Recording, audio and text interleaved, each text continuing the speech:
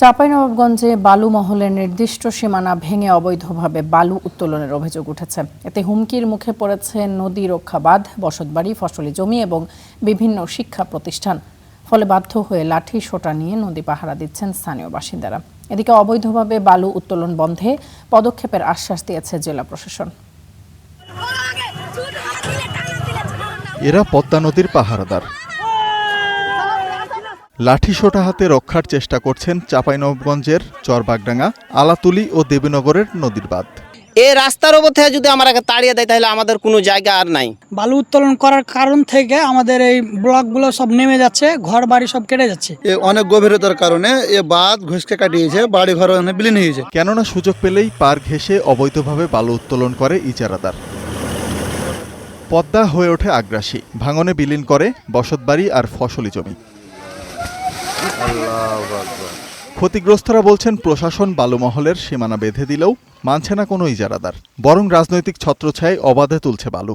প্রশাসনকে অভিযোগ জানিয়েও পাচ্ছে না কোনো সুরাহা, উল্টো মিলছে হামলা ও মামলার হুমকি। ধরেন আমরা দেশের লোক সব একমত হয়ে ওকে টেজার কিন্তু আর বালি তুলতে দিনে হাঁককে দিয়েছি। হাঁককে দেওয়ার কারণে এই যে আপনার সুলতানগঞ্জ ঘাটে আমাদের দেশের লোককে অত্যাচার অন্যায় করছে। বিগত কয়েক বছর থেকে আবার পুনরায় ভাঙনে শুরু হয়েছে। এখানে অনেক পরিবার নদী ভাঙনের কারণে বিলীন হয়ে গেছে।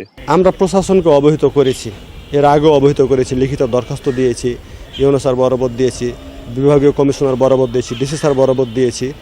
সবাই একটা নিষ্ক্রিয় ভূমিকা পালন করছে। নির্দিষ্ট সীমানার বাইরে বালু উত্তোলনকে অবৈধ ও বেআইনি বললেও তা ঠেকাতে কার্যকর ভূমিকা নেই পানি উন্নয়ন বোর্ডের। তবে জেলা প্রশাসকের আশ্বাস, অবৈধ কারবারিদের বিরুদ্ধে নেওয়া হবে কঠোর ব্যবস্থা। তাৎক্ষণিকভাবে আমরা স্থানীয় যে প্রশাসন আছে, যে প্রশাসনের সহযোগিতায় বালুর যে কার্যক্রম সেটা বন্ধ করে তাদের জন্য যে নির্দিষ্ট জায়গা আছে সেই জায়গা থেকে যাতে তারা বালু তোলে। সরকারি কোনো অবকাঠামো বা বাঁধ যদি ক্ষতিগ্রস্ত হওয়ার কোনো আশঙ্কা তৈরি হয় সেখানে অবশ্যই আমরা আইনানুগ ব্যবস্থা নেব।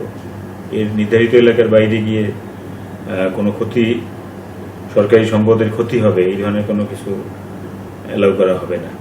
এলাকাবাসীর আশা, প্রশাসনের হস্তক্ষেপে বন্ধ হবে অবৈধ বালু তোলার কারবার, রক্ষা পাবে নিজেদের বসতভিটা। Desk report, star news.